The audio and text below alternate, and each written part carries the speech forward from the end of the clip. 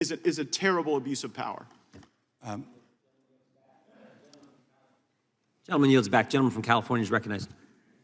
Thank you. Well, we can see now what the GOP has become. It's become the anti-ATF, anti-FBI, anti-law enforcement, pro-insurrection party. Mr. Director, I appreciate your being here. You have one of the toughest jobs in America. My colleagues on the other side of the aisle treat you like you're some kind of a mass shooter instead of someone trying to protect us from the epidemic of gun violence. And I want to recognize all of the volunteers from Moms Demand Action, and thank you for being here. Thank you for your advocacy around the nation. I appreciate how much you're devoted to trying to end this scourge of gun violence. I think like many Americans, that after the tragedy of Sandy Hook, it would finally be enough.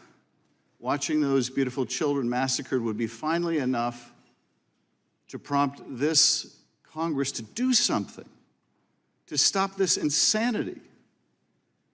But it didn't. Tragically, so many members of Congress learned a very different lesson, that they could just wait it out. They could wait out tragedy after tragedy after tragedy, and they would have to do nothing. And indeed, on the other side of the aisle, it's just gotten worse. It's just gotten worse. Whenever you see a disparity between what the American people want and what they get, there's usually a powerful special interest at work. And here, the American people desperately want an end to this epidemic. They want common sense gun safety legislation. They want a ban on assault weapons. They want truly universal background checks. It's insane that you can be denied the purchase of a weapon because you're a felon and then go out in the parking lot and buy the same gun. That is insane. And of course, we see the result when we see our children mowed down week after week after week. And it's not like there aren't answers to this. It's not like there aren't things that work. There are things that work, like a ban on assault weapons and a ban on high-capacity clips. And yes, it won't stop every shooting, it won't stop every mass shooting, but it'll stop a lot of them, and it'll make the ones that happen far less lethal. I mean, the GOP has become the party of wanting guns with more lethality, capable of killing more people, capable of killing more kids and more cops. And I'm sure they don't actually want cops and kids to die, but it's the effect of their actions, it's the effect of their inaction that people are dying. I mean, not even NRA members want this. And so why do they? Who benefits from this? Who benefits from this absurd, grotesque spectacle of mass shootings week after week and the daily trauma of people getting gunned down? Who benefits? Certainly not the American people. Well, the gun makers benefit. It's all about the money. Apparently, it's all about the money. Nothing else matters. I've been carrying a bill now for 6 or 8 years to repeal the immunity that the gun industry has.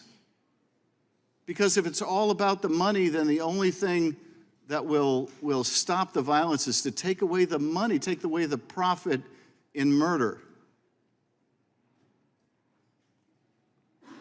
So I'm grateful to Moms Demand Action. I'm grateful for what you're doing out there. You're making a difference. If not in this building, you're making a difference in state capitals. I think you're going to make a difference in this building. We will get to a tipping point where we will show that we can beat the NRA, we can pass common sense reforms, and we can protect the public. You know, there has been a lot of progress, I think, on the Democratic side of the aisle of members running towards this issue, not away from it.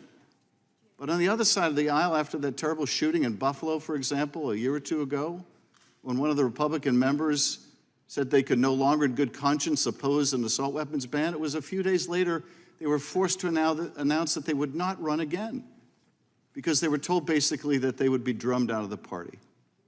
And that has got to change. We're just going to see more Americans die from the lack of courage in this building. But I am just so fed up with getting up every day and seeing another city devastated, another town, another school known not for the beauty of its people, but for the deadliness of another tragedy. We've got to do better than this. I yield back. Gentleman yields back, Chair, and I'll recognize himself for 5 minutes. Mr. Dettelbach, are you troubled by the rule? I mean, you told him one thing 10 years ago, and now you're directly contradicting that.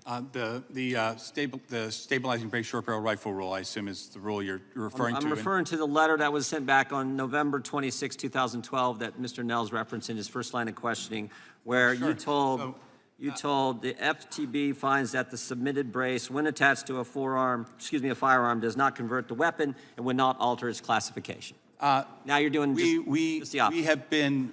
We have been public and in the rulemaking itself have detailed that history, and there were inconsistencies.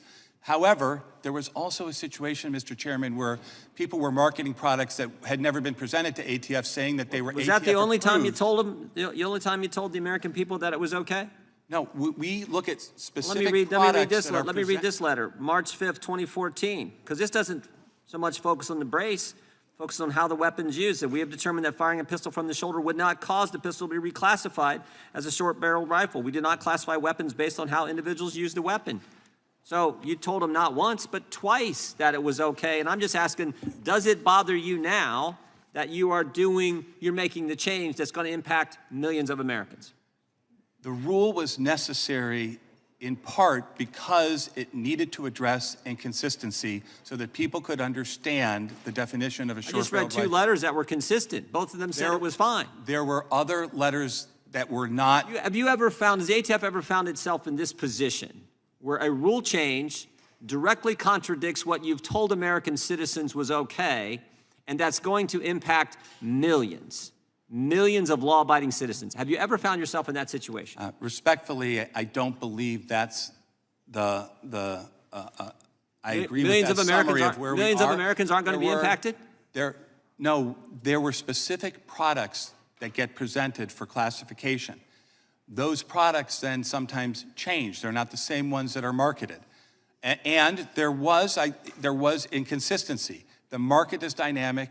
It was necessary to do what notice and comment rulemaking, I think, is a better way to do that. I think millions of Americans think the inconsistency is with the ATF because you told them one thing and now you're changing. What happens on May 31st?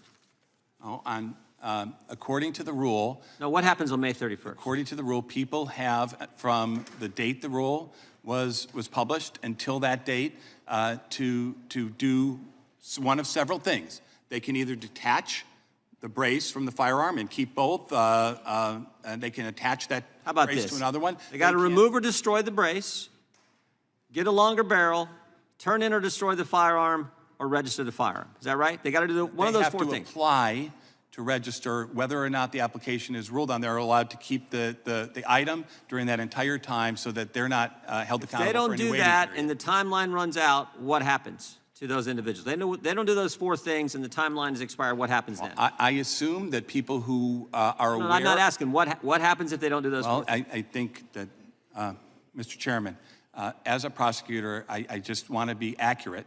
What happens, former prosecutor, what happens is, depending on the circumstance, if a person is unaware, right, they're not going to be prosecuted for things that they're unaware of. Let's cut to the chase. They could be a felon, right? Well, they could be a felon. It depends on the facts and circumstances of each case. And of course, we would prioritize enforcement on gang members who are having these items and shooting people. You mentioned enforcement. How are you going to enforce this? You're going to go to gun ranges? What we will do is... You're going to go to manufacturers and look at the risk of people they sold braces to? What we will do is when we do a search warrant in a drug case and we discover an unlawful item, whether it's a machine gun or a Glock switch or a short-barreled rifle that doesn't comply, we will consider that as one of the charges. There's no plan. Does the Gun Control Act or the National Firearms Act clearly and unambiguously prohibit pistol braces? It doesn't prohibit anything. It calls for increased controls on short-barreled rifles. Not the gun control, but I'm just reading from the court decision yesterday in the Sixth Circuit where the judge said the statute does not clearly and unambiguously prohibit bump stocks, The court went on to say, for a decade, the ATF has maintained that a bump stock is not a machine gun part, and the court said the ATF's own flip-flop on this position is one of the reasons why they ruled in favor of those opposing the rule you guys made. Seems to me we're in the same situation here. And yesterday, the Sixth Circuit gave us a strong ruling on the bump stock issue. I would anticipate that we're going to get other strong rulings on this issue as well. With that, the chair recognizes the gentlelady from Washington.